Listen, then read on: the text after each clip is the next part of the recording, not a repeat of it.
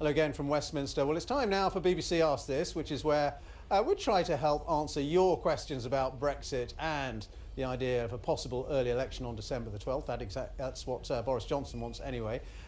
With me here we've got Maddy, Thimont, who's a senior researcher at the Institute for Government's Brexit team.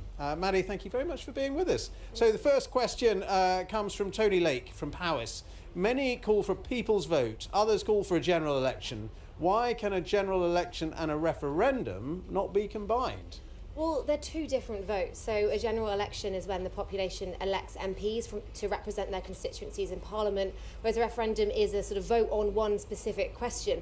So it is two different things. And the Electoral Commission, for example, has said you can't hold the same vote on the same day. I mean, if we do have a general election shortly, it will likely be sort of on the basis of Brexit, so we can see to an extent whether the sort of question of what Brexit the people want will be decided through that election anyway. OK, here's another question. Howell Jones from Chester. Please can you clarify the difference between a referendum and a plebiscite?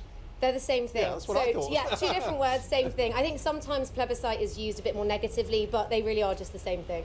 Right. Question 3 comes from Kelvin Ingram. Could the European Union grant a two-stage extension until the 15th of November if the deal gets through Parliament, or to the 31st of January next year to have a general election if the deal doesn't get through? Yeah, they absolutely could do that. They granted a sort of two-stage flex extension. Some people have called it the first time they granted an extension to this.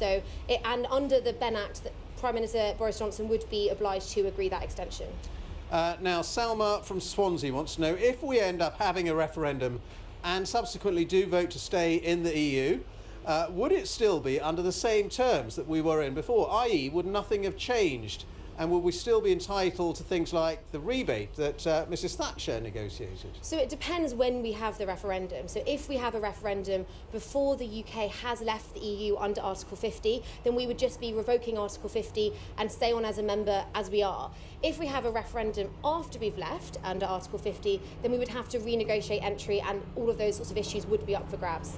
Last question, Nick Large asks, does Parliament need to vote on extending the date of Brexit past the current legislated date of the 31st of October? If so, no deal could happen by default if the Act isn't changed, e.g. filibustered. So if the EU and the UK agree an extension, then under international law we would still be member states. And what I think he's referring to is the need to change the date of exit in our own domestic legislation. Now we need to do that just to make sure our statute book makes sense, but we don't need a vote in Parliament, to do that. So you can't filibuster it, and it will just go through.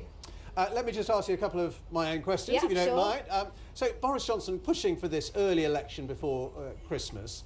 Do you think he's likely to get it through? Because the Labour Party is still not very clear about what their position is. Jeremy Corbyn has just been saying if Boris Johnson agrees to take no deal off the table, if he comes to Parliament on Monday and says there's no chance of a no deal, then Labour would vote for an election.